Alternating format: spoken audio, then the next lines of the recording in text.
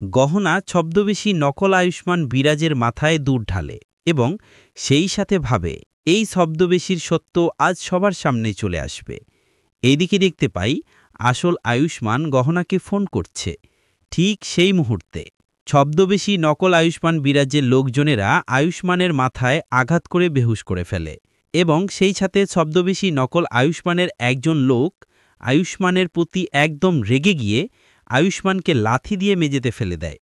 তখন আয়ুষ্মানের মুখে কিছু সাদা রং লেগে যায়, যার কারণে ছদ্মবেশী নকল আয়ুষ্মান বিরাজের লোকজনেরা আয়ুষ্মানকে মেঝে থেকে উঠিয়ে আয়ুষ্মানের মাথায় পানি ঢেলে আয়ুষ্মানের মুখ পরিষ্কার করে দিচ্ছিল।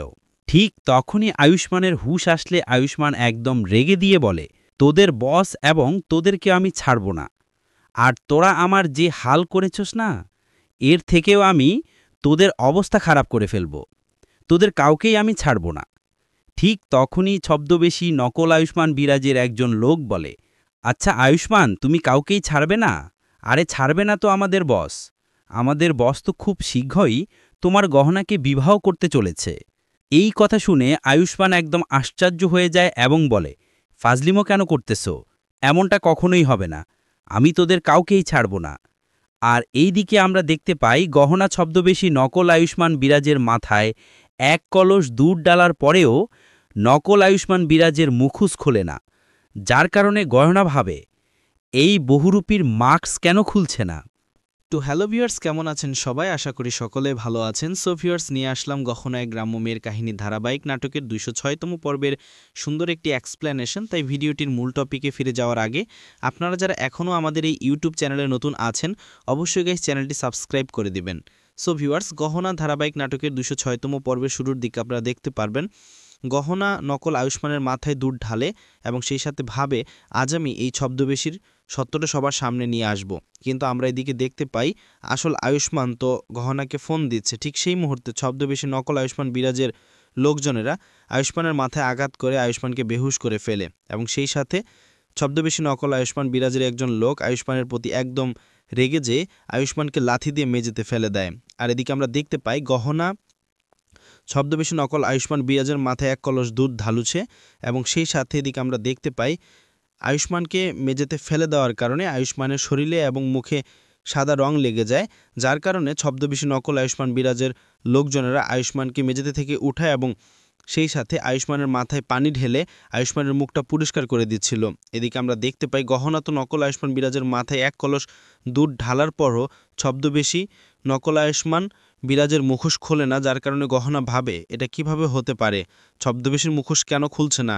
আমি কি আবারও ডক্টরবাবুকে সন্দেহ করে ভুল করলাম? ইনি কি আমার আসল ডক্টরবাবু? এরপরের দিকে আমরা দেখতে পাই আসল আয়ুষ্মান ছদ্মবেশী নকল আয়ুষ্মানের লোকদের দিকে রাগান্বিত দৃষ্টিতে তাকিয়ে রয়েছিল, যার কারণে ছদ্মবেশী নকল আয়ুষ্মান বিরাজের একজন লোক বলে, এভাবে কি দেখতেছো ডক্টরবাবু? তোমার কি মনে হচ্ছিল তুমি একটা ফোন পেয়ে গিয়েছো আর তুমি এখান থেকে বেরিয়ে যেতে পারবে? যতক্ষণ পর্যন্ত আমাদের বস তোকে ছাড়তে না বলছে তখন তুই এখানেই থাকবি। ঠিক তখনই আয়ুষ্মান একদম রেগে যেয়ে বলে, তোদের বস এবং তোদেরকে আমি ছাড়বো না, আর তোরা আমার যে হাল করেছিস এর থেকেও আমি তোদের খারাপ অবস্থা করব, তোদের কাউকে আমি ছাড়বো না। ঠিক তখনই ছদ্মবেশী নকল আয়ুষ্মান বিরাজের একজন লোক বলে, আচ্ছা তুমি আমাদের কাউকেই ছাড়বে না? আরে ছাড়বে না তো আমাদের বস, তোমার স্ত্রী গহনাকে আমাদের বস তো খুব শীঘ্রই গহনাকে বিবাহ করবে। এই কথা শুনে আয়ুষ্মান একদম আশ্চর্য হয়ে যায় এবং বলে, কি ফাজলামো করতেছস তোরা? তোদের কাউকেই আমি ছাড়বো না, এমনটা কখনোই হতে পারে না। কিন্তু ছদ্মবেশী নকল আয়ুষ্মান বিরাজের লোকজনেরা আয়ুষ্মানের মুখ বেঁধে ফেলে এবং এর পরের দৃশ্যে আমরা দেখতে পাই ছদ্মবেশী নকল আয়ুষ্মান বিরাজ গহনাকে বলে, গহনা তুমি আমার মাথায় এক কলস দুধ ঢেলে আমাকে যে পরীক্ষা করলে, এ পরীক্ষায় আমি পাশ হয়ে গেছি তাই না? এই কথা শুনে গহনাতে একদম আশ্চর্য হয়ে গেল। ছদ্মবেশী নকল আয়ুষ্মান বিরাজ বলে, আমার মুখে পানি ঢেলে দুধ ঢেলে এবং কাটার পর যদি তোমার বিশ্বাস না হয় যে আমি আসলে আয়ুষ্মান, এখনও যদি তোমার মনে সন্দেহ থাকে যে আমি ছদ্মবেশী, তাহলে তুমি এই নাও লাইটার, আমার মুখটা জ্বালিয়ে দিয়ে তোমার মনের সন্দেহ কাটাও। তখনই গহনা নকল আয়ুষ্মান বিরাজের হাত থেকে লাইটার ফেলে দেয় এবং সেই সাথে গহনা ভাবে ওনাকে সন্দেহ করে আমি অনেক বড় ভুল করেছি।